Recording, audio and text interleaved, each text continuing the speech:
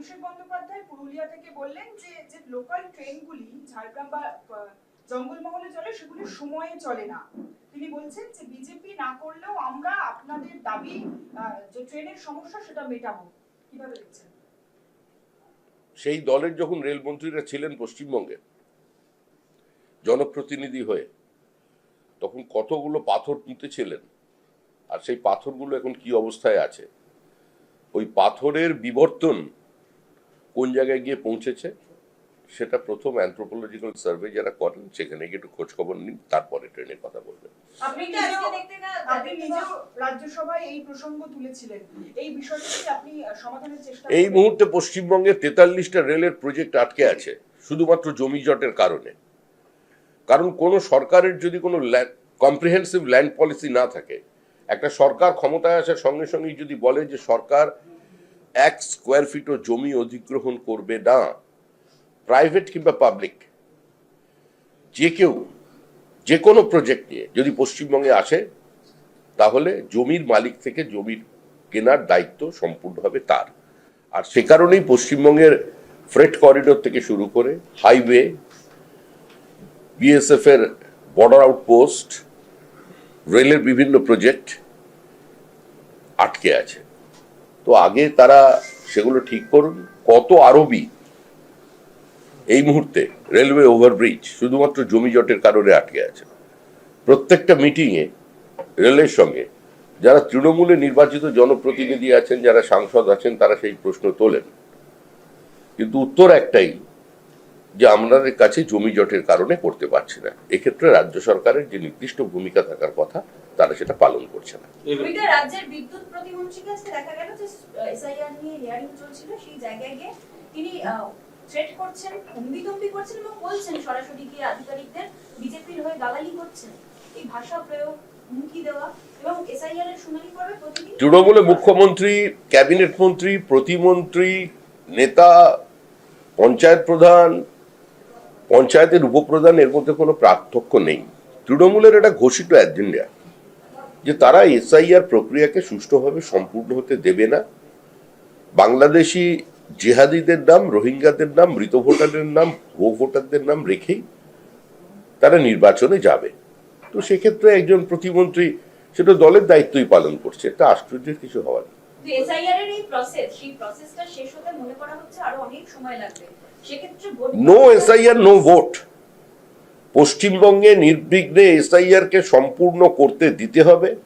আমাদের বিএলএ2রা যে ফর্ম 7 জমা করতে গিয়ে আজকে আক্রান্ত হয়েছেন, রক্তাক্ত হয়েছেন, বাড়িতে আগুন লাগিয়ে জীবন্ত পুড়িয়ে মারার প্রচেষ্টা চলেছে, যেভাবে বিডিও অফিস ভাঙচুর হয়েছে, যেভাবে রাস্তা অবরোধ করে টায়ার জ্বালানো হয়েছে, যেভাবে বিএলওদের দিয়ে পরিকল্পিতভাবে ভুল তথ্য আপলোড করে সমাজে প্রতিষ্ঠিত কিছু ব্যক্তিকে আজকে হয়রানি স্বীকার করতে বাধ্য করা হয়েছে। আজকে যেভাবে বহু পরিচিত নাম, যাদের নাম নিয়ে কোথাও কোনো প্রশ্ন থাকার কথা নয়, কিন্তু তৃণমূল কংগ্রেস পরিকল্পিতভাবে বৃদ্ধ মানুষদের নামের পাশে এমন কিছু জুড়ে দিচ্ছে বিএলওদের দিয়ে, কিছু সাহিত্যিক, কিছু কবির নামের সঙ্গে এমন কিছু তথ্য আপলোড করিয়ে দিচ্ছে, যার কারণে তারা ওই শুনানিতে যেতে বাধ্য হচ্ছেন। যদিও প্রসেসটা মসৃণ, আমাদের দলেরও পদ্মভূষণ স্বপন দাশগুপ্ত তিনিও গিয়েছিলেন শুনানিতে। একজন ক্রিকেটারকে দেখলাম, মোহাম্মদ সামি, তিনি খুব সুন্দর কথা বললেন, বেশ ভালো লাগলো। যেটা দেশের জন্য হচ্ছে, আমি এসেছি, কোথাও কোনো সমস্যা হয়নি, প্রত্যেকটা মানুষকে আসতে হবে, কিন্তু যেভাবে এই বৃদ্ধ মানুষজনকে হয়রানি করতে হচ্ছে, এটার জন্য দায়ী সম্পূর্ণভাবে তৃণমূল কংগ্রেস, এবং এটা দেখার দায়িত্ব নির্বাচন কমিশনের।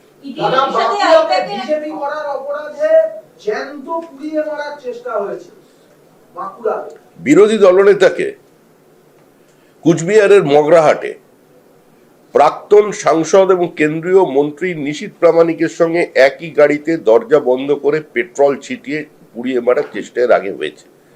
তো যে রাজ্যে বিরোধী দলনেতাকে পুড়িয়ে মারার চেষ্টা হয়, তো সে রাজ্যে বিজেপির নেতাদেরও পুড়িয়ে মারার চেষ্টা হবে। এর মধ্যেই আমরা রাজনীতি করছি। তৃণমূল তো তৃণমূল কংগ্রেসকে পুড়িয়ে মারছে। বকটুয়ে যে পরিবার মারা গিয়েছিল, যে মহিলারা মারা গিয়েছিল, যে শিশু জীবন্ত পুড়ে মারা গেল পুলিশের উপস্থিতিতে, পুলিশের বদান্যতায় এবং অনুপ্রেরণায়, তো তারাও তো শোনা যায় তৃণমূল কংগ্রেসই করে, এবং তাদের টাকা দেয়া হয়েছে তো ওই মিড ডে মিলের টাকাটাকে সাইফন অফ করে নিয়ে গিয়ে। আমি একটু